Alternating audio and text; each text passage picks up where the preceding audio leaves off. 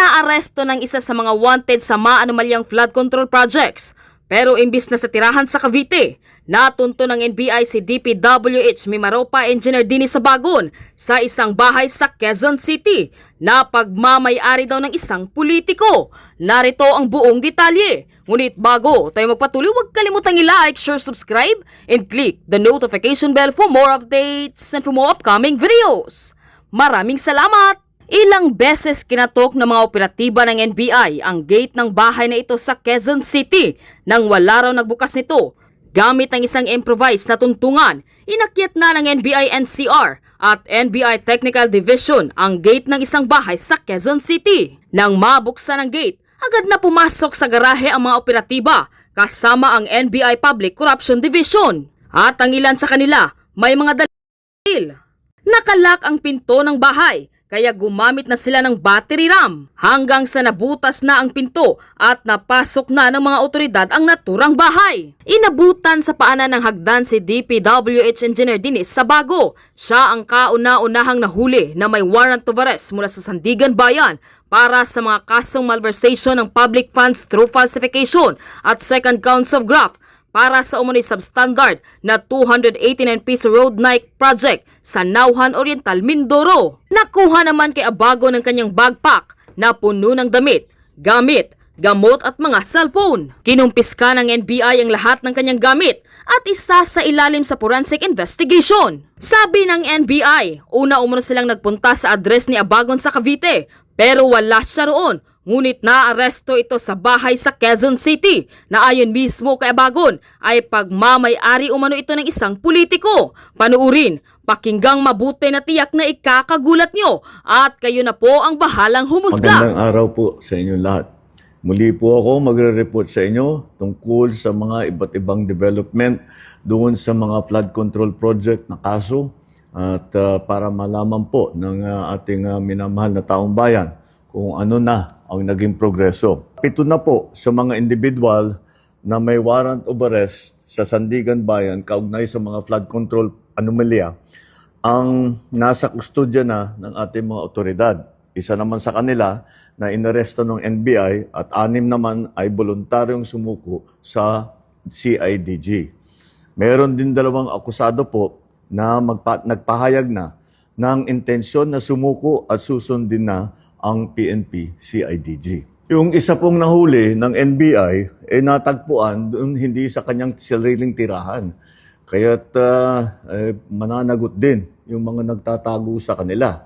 At kaya't sinasabi natin yung mga may balak na tulungan itong mga ito ay ang pinakamalaking tulong na ibigay ninyo sa kanila ay mag-surrender na sila at para makasagot na sila dito sa mga aligasyon na hinaharap nila. Wala pong mga special treatment itong mga ito. Mananatili sila sa kustodya ng NBI habang inaantay ang utos ng korte. Muli, sa 3 warrant at 16 na pangalan, 7 na ang hawak ng ating otoridad. 2 susuko na.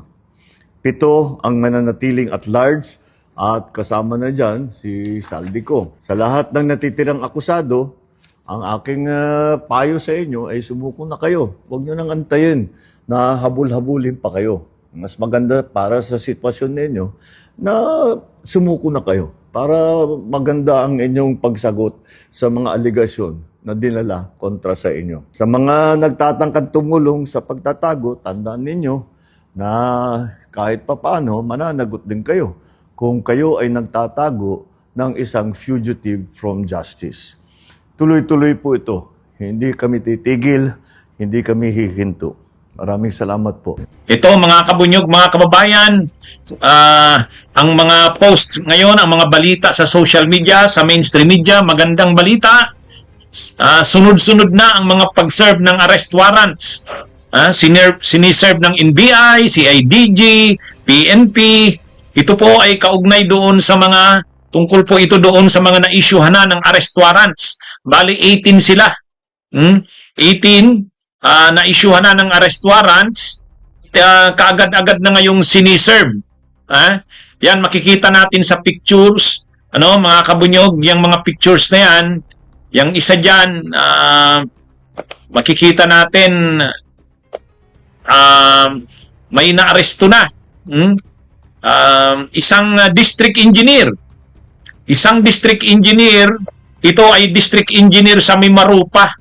Ang sinasabi pong Mimaropa, yan po yung Mindoro, Marinduque, Romblon, Palawan na na engineering office. O yan, no?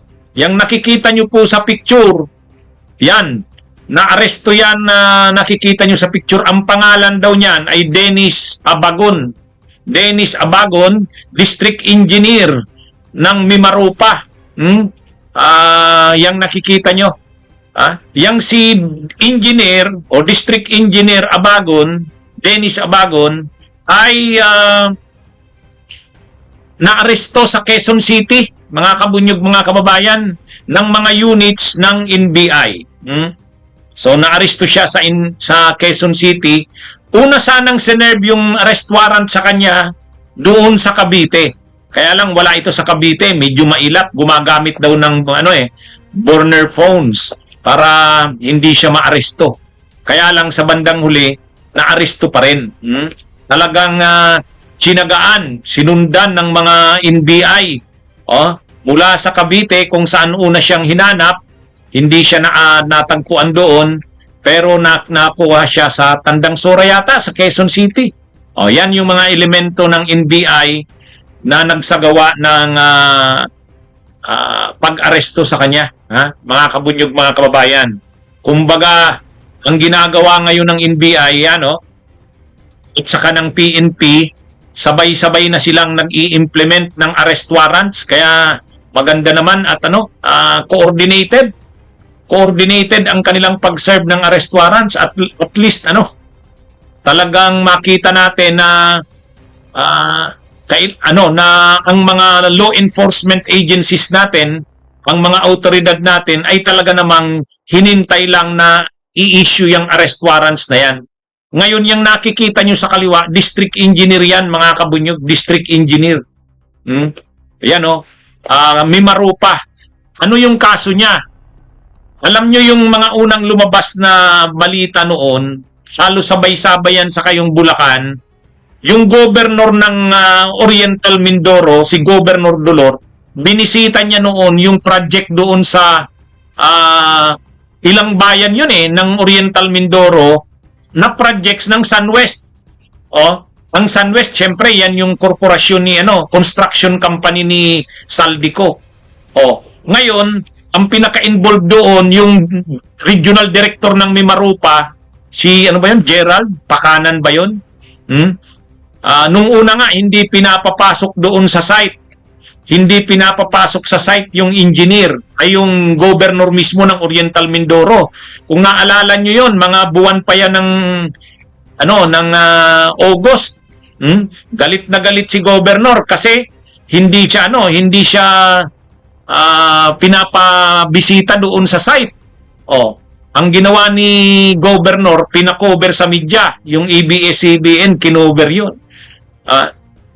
Ngayon, nang tingnan yung mga proyekto na yon, sira-sira na, substandard.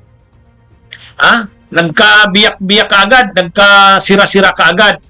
Ngayon, ang sangkot doon ay yung Mimaropa, Mindoro, Marinduque, Romblon, Palawan, regional office ng DPWH, at ang regional director doon ay yung Gerald Pakanan. Controversial yun si Gerald Pakanan. Ngayon, ang district engineer doon na nag-implement ng project, itong nasa picture, yung Dennis Abagon. Ayan. Kasama siya sa kinasuhan. Ito yung unang batch ng kinasuhan, mga kabunyog, yung 18. 18 yan na kinasuhan. Kasama sa mga kinasuhan, yung regional director syempre, yung Gerald Pakanan, plus itong district engineer na ito, Dennis Abagon. Tapos yung mga engineers din na involved. Tapos yung contractor, SunWest, kaya si Saldico nakasuhan dyan. Yan yung unang sinampang kaso ng ombudsman sa Sandigan Bayan. Mga kabunyog.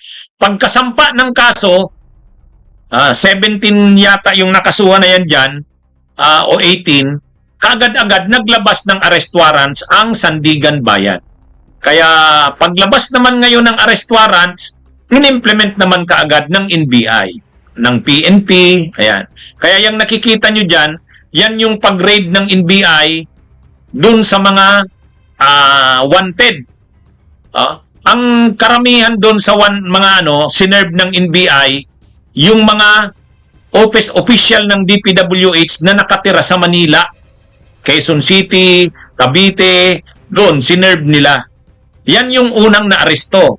Yang nakikita nyo sa picture, Cavite siya unang pinuntahan, kaya lang wala siya sa Cavite, naaresto siya doon sa mga kabunyog naaresto siya sa sa doon na sa Quezon City. Cavite sana siya unang pinuntahan. Ito, si Dennis Abagon, District Engineer ng Mimaropa. Ayan. Pagkatapos niyan, sinerve na rin ng NBI ang iba pang mga arrest warrants. Kaya, na ito mga kabunyog, simula na ito ng sunod-sunod na pag-aresto. Simula na ito. Kaya maganda naman, salamat at aktibo ang ating mga autoridad. Yan mga kabunyog. Yan na yung naunang inimplement na arrest warrants sa yung mga officials yan ng Mimaropa. Mga officials ng Mimaropa, Mindoro, Marinduque, Romblon, Palawan, DPWH office. Ito yung mga projects ng SunWest doon sa Mimaropa, lalo na sa Mindoro. Ito yung mga unang nakita natin sa TV noon na binisita ng gobernador, ayaw siyang papasukin. Kaya sa ngayon, ang nakasuhan na, yung contractor, SunWest, mga officials ng SunWest, kasama na si Saldico, tapos yung mga DPWH officials, regional director, district engineers, lahat sila. Kaya 17 yan, mga kabunyog. Yan yung first batch. May naaresto na at patuloy pang nagsiserve ng arrest warrants. Sa bahagi ng Bicol, mga kabunyog, ito, sa Bicol, ini-implement na rin ang pag-serve ng arrest warrants. Dito sa Bicol, yan nakikita nyo, para kanino? Para naman kay Saldico. Para kay Saldico, saka sa mga officials ng SunWest, yan Legazpi City Police Station, PNP Legazpi, isinilbi ang arrest warrant o warrant of arrest laban kay Representative Saldico at 6 pang mga akusado. Yan, sa Bicol naman ito, mga kabunyog, mga kababayan. Kaya kumbaga, ngayon, masigasig ang sinasagawang pag-serve ng mga arrest warrants na ito. Bakit sa Bicol? Bakit sa Bicol? Kasi yung SunWest Construction, ang opisina talaga niyan sa Bicol kasi pag-aari nga yan ni Saldico. Ngayon, dahil itong si Saldico, nung Appropriations Committee chair pa siya, talagang halos ang lahat ng proyekto ng gobyerno hawak ni Saldico ng SunWest. Kumbaga, dahil Appropriations Committee chair siya, doon sa Mimaropa, Region 4A, 4B yan, pinunduhan ngayon ng Kongreso sa pamamagitan ni Saldico. Binuhusan ng projects yung Mindoro, yung Mimaropa. At ang nakakuha ng projects, ang nag-implement ng projects o kung naging contractor SunWest.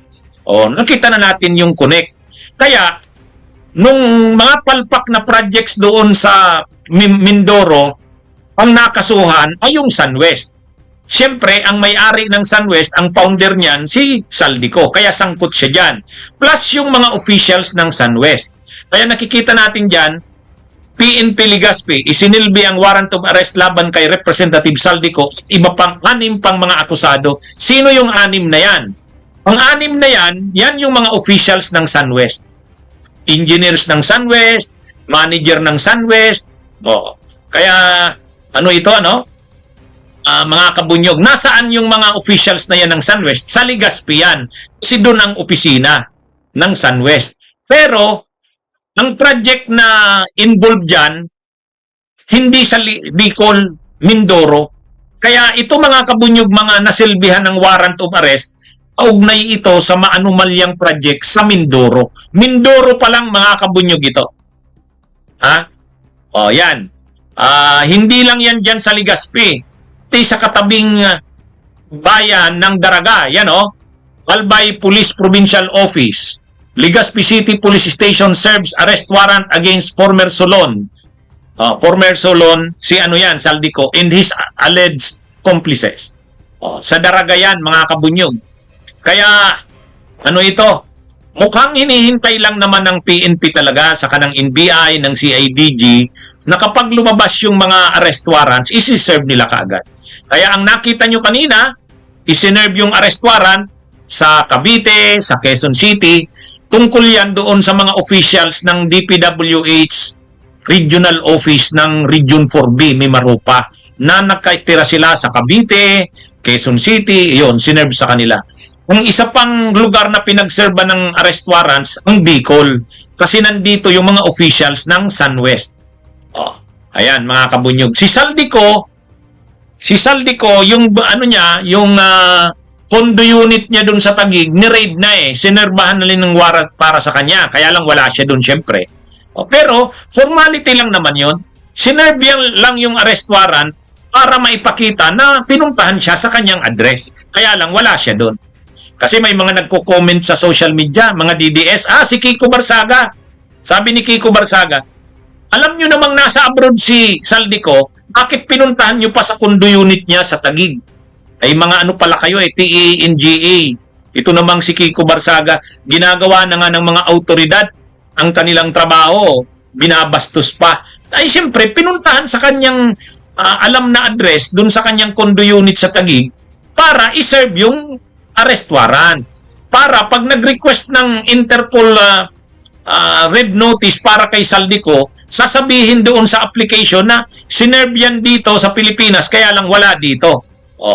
Yan yung ano yon. Ito namang itong sila Barsaga, kung makapag-komentaryo naman, ginagawa na nga yung trabaho ng mga autoridad, inaano pa. Kaya si Saldico, doon sa kanyang mga alam na addresses, sinerve niya ng arrest warrants niya.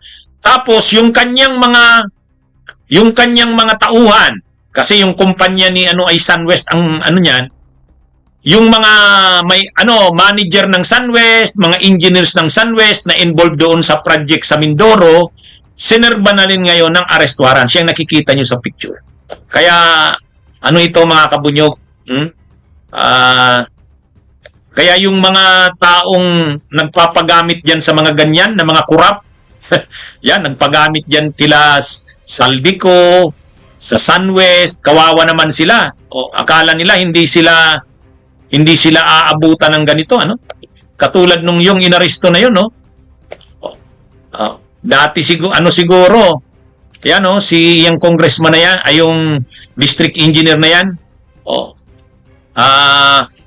matahimik ang buhay niya bilang district engineer, tapos nag-implement sila ng mga proyekto na yan na maanumalya. Ayan, naging nagulo na ngayon ang buhay niya. Ganon din yung mga officials ng SunWest na pag-aari ni Saldico. May mga warrants of arrest na sila. Mga kabunyog, ilinilinaw ko, yung mga sinasabi ko sa inyo na yan, ano pa lang yan?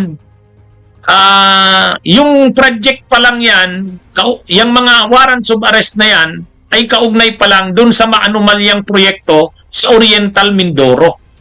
Wala pa yung Bulacan, hindi pa ito. Kaya nga sabi ng ICI, baka abuti ng mga 1,200 katao ang makakasuhan dito. Mga kabunyog. Baka daw abuti ng mga 1,200 katao ang makasuhan sa anong ito. Ito pa lang itong based pa lang sa kanilang initial na investigasyon. Ibig sabihin, habang lumalalim pa, lumalawak pa ang investigasyon, mas marami pa yan. Kaya lang mapapansin natin, ang naaaresto pa lang ay mga district engineers, mga tauhan ng SunWest, yan pa lang yung mga siniserban ngayon. Hayaan nyo, pagbigyan natin ang mga autoridad. Pag lumabas yung mga arrest warrants ng mga senador, ayan, yan na ang maganda. Yan na ang magandang makita natin, ano? Pag sinerve na yung mga arrest warrants ng mga senador. Kasi doon talaga ang gustong makita ng taong bayan eh. kapag naglabas na ng arrest warrant sa mga senador at inaresto na sila. Pero anyway, pagbigyan natin, sa ngayon, okay na yan, kahit papano, gumagalaw na, pero sana, kaagad-agad, sampahan na ng kaso, sampahan na ng kaso tungkol sa yung mga senador, para may makita naman ang tao na mga senador naman ang naaaresto at nakukulong. Excited na ang mamamayang Pilipino. Di ba? Mga kabunyog, mga kababayan. Siya nga pala, maiba ako ng topic mga kabunyog. Alam nyo, si Harry Roque, yun. Si Harry Roque ay inapplyan na rin sa Interpol ng Red Notice. Ayan. Ayan, mga kabunyog, mga kababayan.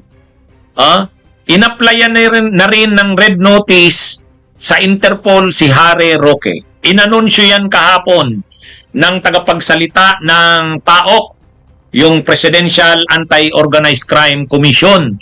Ang tagapagsalita niyan si Winston Casio. Nakabalik na si Winston Casio nakabalik na. Di ba sinuspend yan si Winston Casio? So ngayon, sabi ni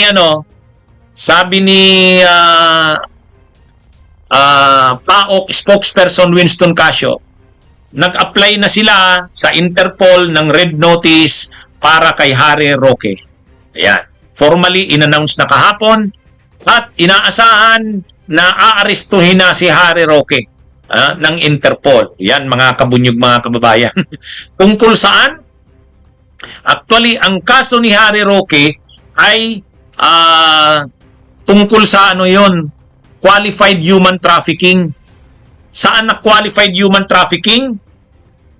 Doon yan sa kasama niya dyan na akusado, sila Cassandra Leong. Kasi yung dalawa kasi, di ba yan, ng mga illegal na yung mga pogo. Ang una yung kay Alice Guo sa Bamban, Tarlac. Ayun, na-convict na si Alice Guo at saka yung mga iba pa. Qualified human trafficking din yon. Pero pagdating doon sa South 99, sa Purak ba yun? Purak, Pampanga, ang involved doon si Cassandra Leong. Tapos, itong si Harry Roque, dahil siya ang abogado. Siya ang abogado ng Whirlwind. Kaya dyan na-involve si Harry Roque. Pero pareho ang kaso nila, qualified human trafficking. Ngayon, may warrant of arrest na sa kanilang lahat, kay Harry Roque, kay Cassandra Leong. Kaya lang si Cassandra Leong nakalabas nakalabas. Kaya nga parang may ginawa ng paraan Anyway, pero nasa Interpol na rin pala, Interpol notice na rin pala si Cassandra Leong. Ang last na monitoring kay Cassandra Leong nasa Japan. Pero nasa Interpol Red Notice na si Cassandra Leong, kaya inaasahan maaaresto naman yan. Ngayon lang in-apply sa Interpol Red Notice si Harry Roque. Yan, mga kabunyog. Na medyo lang ang nakakapa-complicate ng kaso ni Harry Roque kasi nag-apply si Harry Roque ng political asylum. Kumbaga, syempre, ang pinapalabas ni Harry Roque na kaya siya kinasuhan ng qualified human trafficking para i-persecute, political persecution. Yun ang palusot ni Roque doon sa Dahig, the Netherlands. Kaya siya nag-apply ng political asylum para papalabasin na pinapalabas niya na siya ay inaapi dito. Na siya ay, dahil pro-Duterte siya, pinipersecute siya, inuusig siya, inaapi siya. Kaya doon siya nag-apply sa the Netherlands. Pero ayon sa Department of Justice, denied na ang political asylum request ni Roque application. Hindi natin alam kung anong totoo. Basta ang importante ngayon, may application na ang Pilipinas sa Interpol Red Notice. At itong Interpol, inaasahan, maglalabas na yan ng Red Notice. Pag naglabas na ng Red Notice, aarestuhin na si Harry Roque. Mayroon na ring application o request sa DFA na i-cancel na rin ang passport ni Harry Roque. Kaya maganda naman tong mga ito. Kaya makakakita tayo ng mga sunod-sunod na pag-aresto.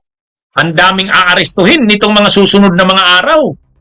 Pag lumabas pa ang arrest warrant ni Bato, yan. Mga kabunyog, mga kababayan, at least, medyo nagpapakita na ng aksyon ng gobyerno. Sa totoo lang, itong mga ginagawang arestong ito, ang inaano rin kasi diyan ng gobyerno, may malaking rally sa November 30 May malaking rally. Siyempre, gustong ipakita ng gobyerno bago ang mga rallies na yan na may ginagawa ang gobyerno. Yan yun. Kaya mga kabunyog, mga kababayan, itong mga developments na ito, at least maganda naman ito. Una, hinahanap na rin si Cassandra Leong, nasa Interpol Red Notice na. Si Harry Roque ay nasa na rin, in-apply na rin ang Interpol Red Notice at pinapakancel na rin ang kanyang passport. Ayan. Sa pagdinig ng Senado nung isang araw, sinabi ng DOJ na bilang na ang araw, lalabas na rin ang cancellation ng passport ni Harry Roque. Yan, mga kabunyog, mga kababayan. Ano na ito? At least, ang maganda dito, may mga ganitong developments. Medyo na ano lang tayo kasi parang natatagalan, pero sige lang, at least may ginagawa na. Si Harry Roque, hindi na yan makakapagyabang. Pag lumabas sa Interpol, ang Interpol Red Notice niya, sisikip ng sisikip ang mundong ginagalawan ni Harry Roque. Kaya yung mga yabang nila Harry Roque, mawawala na yan.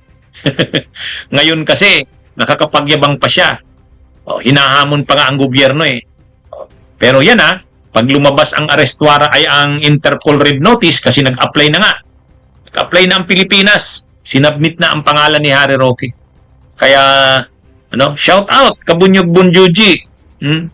Ang tanong ni Marilyn Stein, so about the politicians, can they post a bail bond? Hindi. Pag non-bailable, hindi sila pwede. Hindi pwedeng mag-post ng bail bond. So ito na, mga kabunyog, mga kababayan, at susunod na yan si Bato de la Rosa. Maglalabas na rin ng arrest warrant ang ICC. Ang sabi ni Ombudsman Boying Rimulya, be patient, sigurado yan, lalabas na ang arrest warrant ni Bato de la Rosa.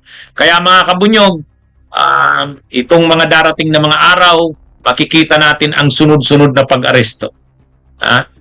Natutuwa naman tayo at kahit papano may nangyayari na. Ito yung matagal na nating hinihintay. Pero yung talagang gustong makita ng sambayan ng Pilipino, makasuhan na ang mga politiko at makakita na ng inaaresto at ikinukulong. Yun. Pero ito, okay na rin yan. Nasimulan na kahit papano, gumugulong na. Pero ang gusto talagang makita ng sambayan ng Pilipino, mga politiko. Yan yung gusto ng sambayan ng Pilipino.